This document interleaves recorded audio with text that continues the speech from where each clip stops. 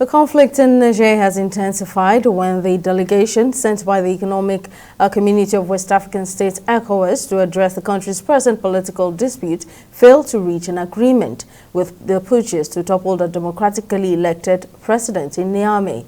As the 7-day ultimatum elapses, Nigerians have reacted to the manner President Tinubu, who also serves as ECOWAS chairman, as well as other officials, are handling the current political unrest in the troubled nation. Our correspondent, Sydney Okafor, has more details in this next report. It's exactly 2 days left before the expiration of the ultimatum given to coup plotters in Niger by regional bloc, the Economic Community of West African States (ECOWAS), to reinstall normalcy and reinstalling Ousted Mahmoud Bazoum, the democratic elected president. The ECOWAS officials have maintained its stance to use military action to enforce order after the delegation sent was not able to meet truce with junta leaders. However, some Nigerians opposed military action but called for more dialogues. My advice to the Nigerian government to keep trying, because if they should give it a harder way, innocent souls are going to go for it, and that would be a harder hit on both sides. It will give a dirty record. And presently with what Nigerian citizens are facing, they thought maybe they should give it a soft landing instead of giving it a hard attack. As the head of ECOWAS, and to the fact that Nigeria, being a giant of Africa, you don't just keep quiet, right? And then you don't just keep quiet, right? But that area of military option, military shouldn't be an option at all. I will advise President Tinubu to keep on, should not be tired with that issue of diplomacy.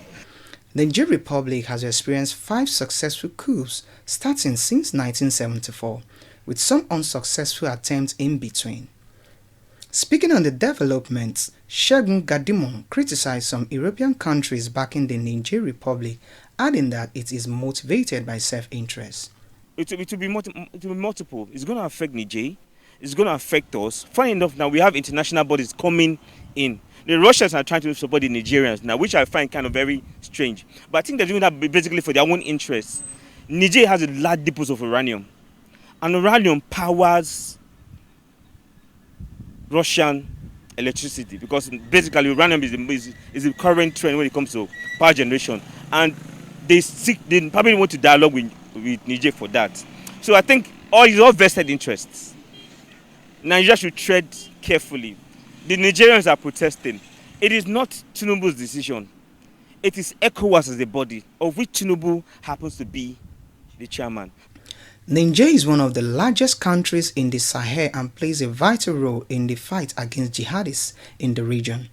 Its fall under military rule will have a cocktail of implication for the fight against terrorism and insurgency in the region, should the situation in the country escalate. That region, that aspect, is a line that is cutting across from one end of Africa's geographical location to the other end, are all taken over by military rule. And there are so many sides to it. It is actually not something that's supposed to turn to war. But if care is not taken, if it's not well managed, it can lead into other things.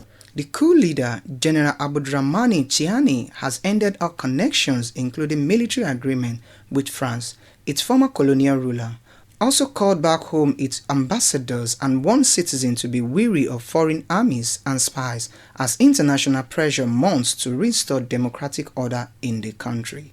Sydney Okafor, TV360 News, Lagos.